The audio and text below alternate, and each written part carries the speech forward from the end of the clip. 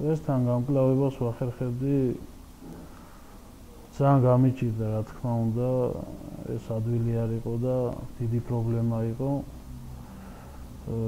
დამეხმარა ძალიან ამაში როგორც ჩემი მეგობრები, ჩემი ოჯახის წევრები და ნათესავები, ასევე ეკლესიაში სიარულმა ლოცვამ და გამიჩნდა ღმერთის იმედი, რამაც ეს ყველაფერი გადამალახია და დამაყენა სულ გზაზე, რომ იმეღწია იმ შედეგისთვის, როგორც დაძდობობით ვარ.